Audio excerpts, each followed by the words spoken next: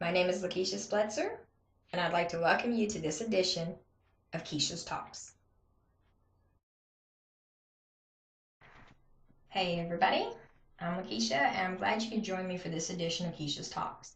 It's been a while since I updated my vlog, and I want to apologize. But in the meantime, I've done 3 books. So this month's vlog is going to be broken into 3 parts. I'm going to be introducing you to my 3 latest novels that have come out since December 2011. So without ado, let's get started. At the tail end of last year, I was struggling to finish a novel. Not because it wasn't fun or it wasn't exciting enough, but because I was a little bit worn out from doing NaNoWriMo during the month of November. So when December rolled around, I was kind of struggling to finish up my December release. But with perseverance and with the help of Lynn, Ailey, and Courtney Slagle, as well as Diane Dykstra and a host of other people who helped me maintain my sanity, book number 5 for me was written. And that book, Dream Miner. So we'll give you guys a little bit of a close-up for that shot. As usual, much thanks to JD, shout out and props for the amazing cover. And I'm actually going to do something slightly different with this vlog, and I'm going to talk about the cover for a second. JD makes awesome covers. I mean, if you've watched the vlogs from the time I debuted as an author in 2010 till now, you'll notice the amazing, and most impressive covers that this talented cover artist and illustrator has done for me. So JD, thank you very much. And I don't think I talk enough about the covers, so I'm going to take a moment and talk about this one. When it came to writing this novel, Dream Miner, it was a first for me. Because up until that point, I had done mostly, science fiction, some paranormal romance, and even straight fantasy. But this was the first time that I did a thriller. And it's not just any thriller, it's a paranormal thriller. When people ask me, how would you describe your book? I tend to describe it as X-Men meets the FBI. Kind of an interesting mental picture there. But when I was telling JD about the concept for the book, he was drawing a blank. I was drawing a blank. I didn't really know what to tell him for a cover. Most of the time I have an idea of kind of what I would like to see on a cover. And then after several hours and in some cases days worth of discussion, JD turns out an amazing cover, which makes my jaw drop every time. And as you can tell, leaves me tongue-tied and speechless. But for this cover, I didn't have an idea. I didn't have a clue. I mean, what do you put on the cover of a thriller? I've read some, but they all tended to be rather, I don't know, couldn't remember them. Unremarkable, I guess is a word I'm looking for. The writing was excellent, but the covers just didn't stand out for me. It wasn't why I picked up the book. So, was kind of loose ends when it came to the cover.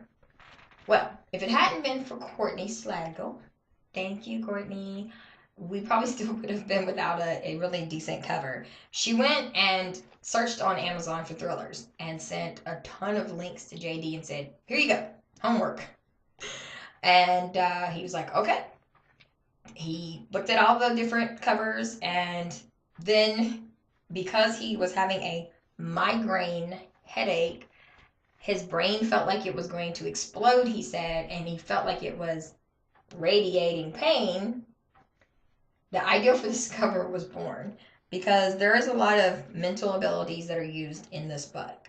And he thought, well, let's get cerebral, literally, which was good.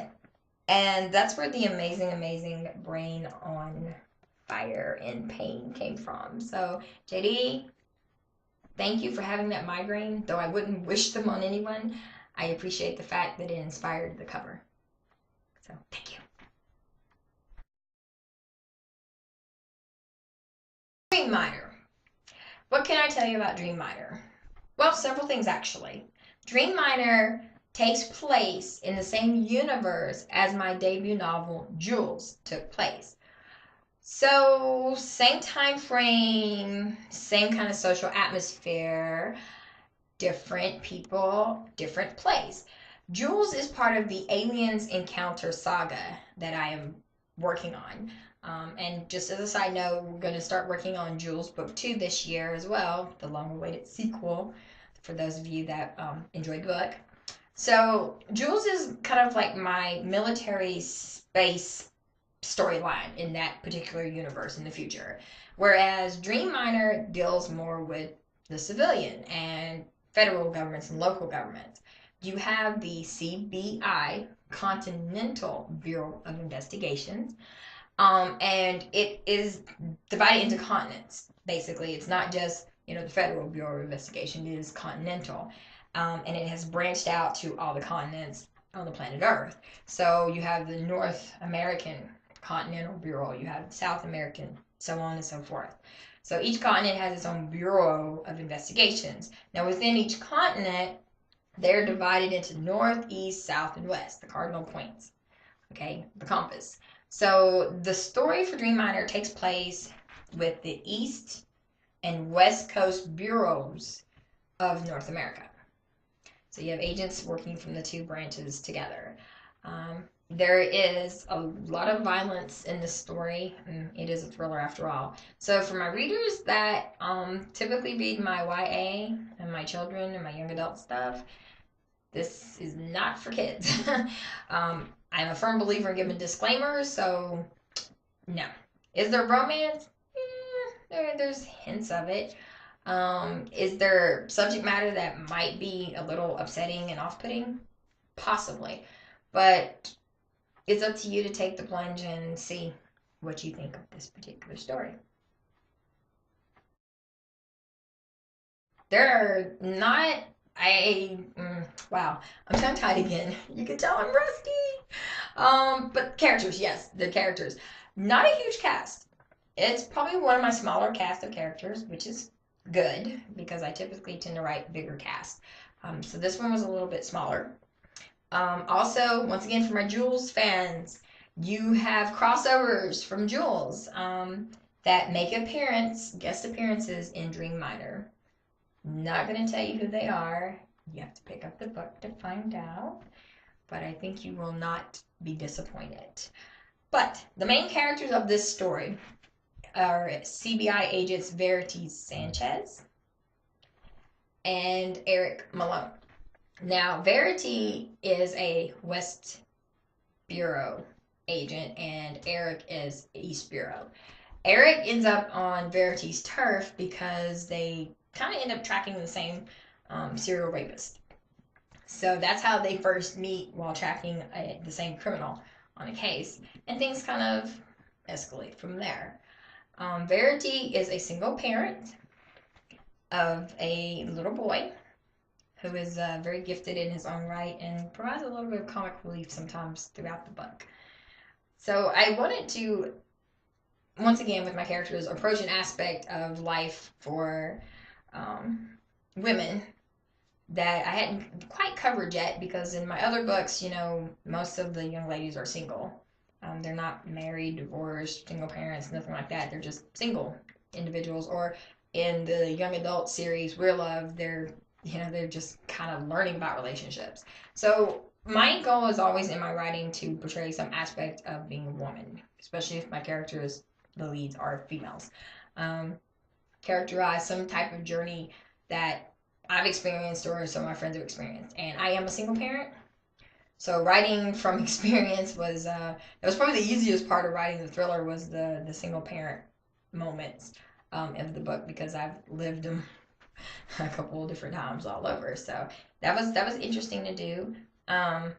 Writing a thriller in itself was interesting because it's a genre that I do read on occasion, but it wasn't something I ever thought I would write. So that was a little bit of a challenge. I enjoyed it though, because it allowed me to branch out and discover my writing chops.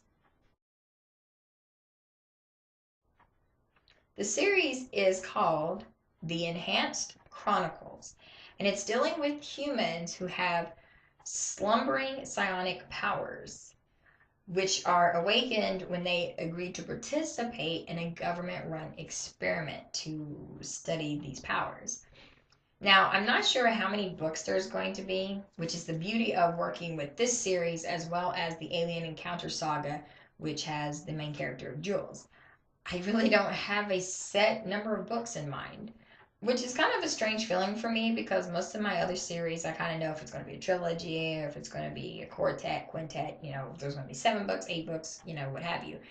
But for these 2 series, I think I kind of like being flying by the seat of my pants kind of feeling.